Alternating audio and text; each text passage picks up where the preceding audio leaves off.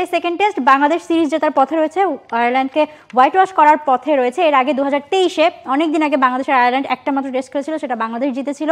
First টেস্টে আমরা দেখেছি দারুণভাবে জিতেছে, ইনিংস ব্যবধানে জিতেছে। এটাতে কি অবস্থায় রয়েছে, কি মনে হয়?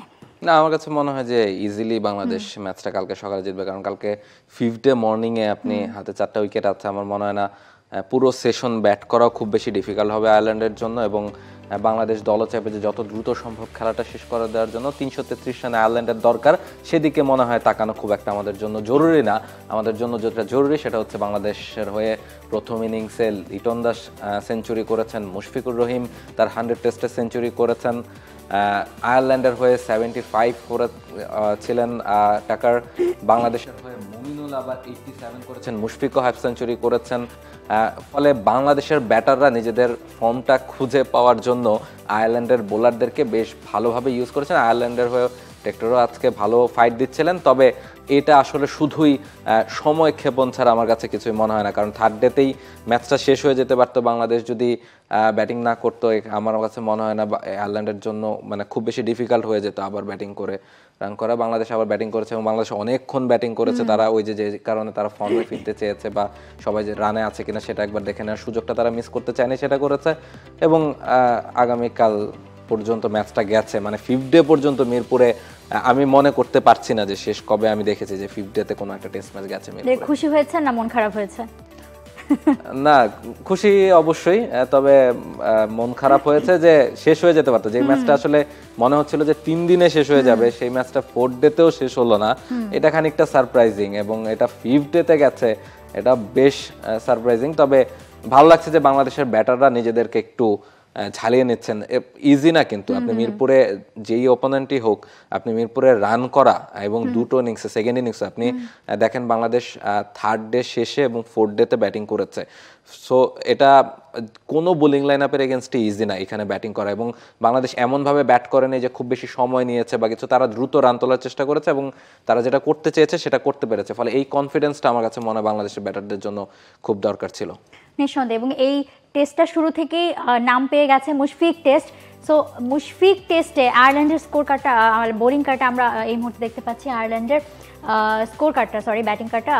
আপনার কাছে আয়ারল্যান্ডের পারফরমেন্স কেমন লেগেছে? মুশফিকের কথাও পরে আসছে, যেহেতু আয়ারল্যান্ডের ইনিংসটি আমরা দেখতে পাচ্ছি। এক্স্যাক্টলি, আয়ারল্যান্ডও কিন্তু দুটো ইনিংসেই দেখবেন খানিকটা প্রতিরোধ করার চেষ্টা তারা করেছে। প্রথম ইনিংসেও একটা বড় পার্টনারশিপ তারা করেছিল, এবং এই সেকেন্ড ইনিংসেও কিন্তু তারা একটা বড় পার্টনারশিপ করেছে, এবং এই প্রতিরোধগুলো করার কারণেই কিন্তু ম্যাচটা দীর্ঘায়িত হচ্ছে বা 5 দিনে গড়াচ্ছে। ফলে সেটা যদি, যেহেতু তারা সিলেট টেস্টে যেটা তারা করতে পারেনি, এবং দেখেন যে ম্যাচ কিন্তু খুব দ্রুত শেষ হয়ে গেছে।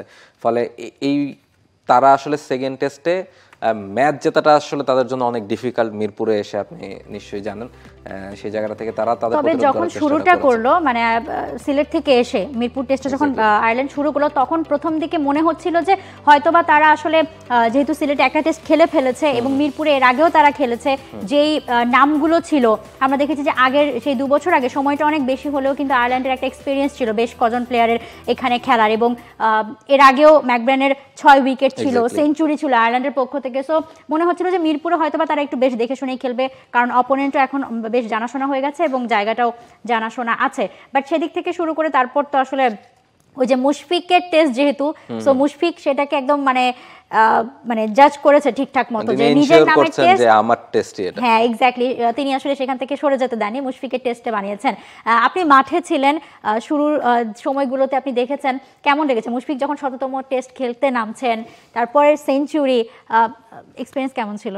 না, মুশফিক যেদিন ম্যাচটাতে মাঠে নামলে সেদিন বিসিবি একটা ছোটখাটো আয়োজন করেছিল টসের আগে, টসের পর ম্যাচ শুরুর আগে, ওই যে মাঝখানের সময়টাতে, এবং সেখানে তার পরিবারের লোকজন এসেছিলেন, এক্স ক্রিকেটাররা এসেছিলেন, তার টিমমেটরা ছিলেন, মাহমুদুল্লাহ রিয়াদ এসেছিলেন, এবং তার ছোটবেলার কোচরা এসেছিলেন, তার বাবা মা এসেছিলেন, তাদের সবার সাথে মোটামুটি কথা হয়েছে, এবং তাদের যে চোখে মুখে একটা আনন্দ। এবং মুশফিকুর রহিমকে আমি তো অনেকদিন ধরে দেখছি, আমি কখনো দেখিনি তাকে একদিনে এত বেশি হাসতে, বা তার পুরো ক্যারিয়ারে আমি দেখিনি তিনি এত বেশি হাসছেন।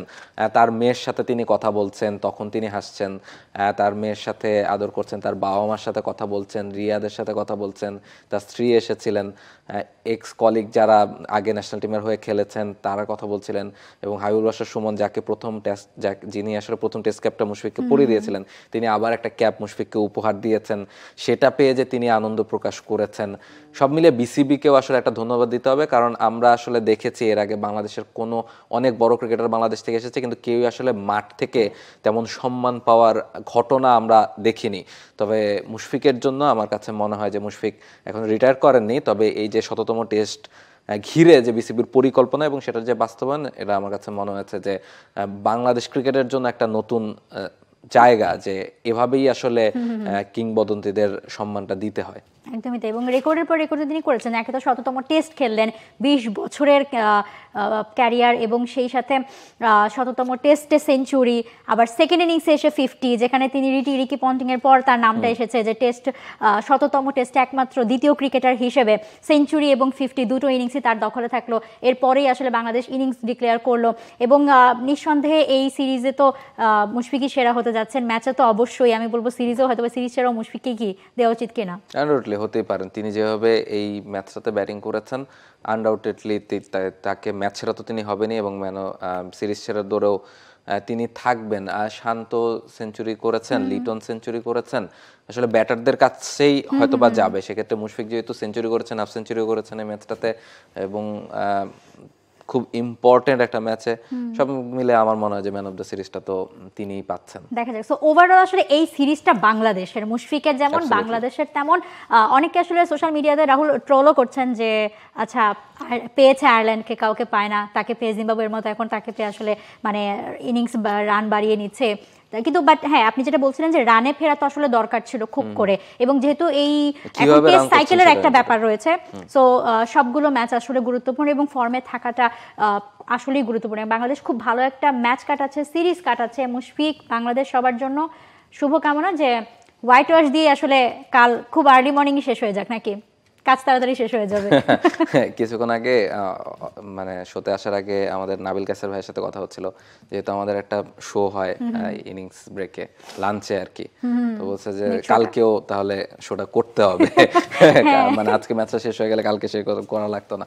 সো আমাদের কাজ আমরা করবো, তবে বাংলাদেশ আলটিমেটলি যদি ম্যাচ জিতে আমাদের আসলে কাজ করতে হবে। তবে দেখেন আয়ারল্যান্ডকে নিয়ে যদি ছোট্ট একটু কথা বলতে চাই, যে দেখেন আয়ারল্যান্ডের জন্য কিন্তু অনেক বড় একটা প্রাপ্তি হতো যদি ম্যাচটা কালকে পর্যন্ত, মানে আজকে এভাবে আর্লি উইকেট না হারিয়ে কালকে পর্যন্ত, যেহেতু লম্বা সময়ে বাংলাদেশ ব্যাট করে একটা সুযোগ করে দিয়েছিল আয়ারল্যান্ডকে ড্র করার জন্য, একটু উইকেট ধরে খেলতে পারলে যদি আয়ারল্যান্ড সেটা ড্র করার দিকে নিয়ে যেতে পারত। মানে মিরপুরে প্রায় 1.5 দিন ব্যাটিং করা, ইটস সো টাফ, আর বাংলাদেশের বোলিং লাইনের সামনে তো আরো বেশি। Exactly.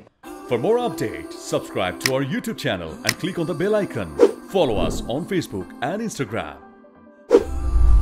Download T-Sports app to enjoy exciting games and highlights. Visit tsports.com.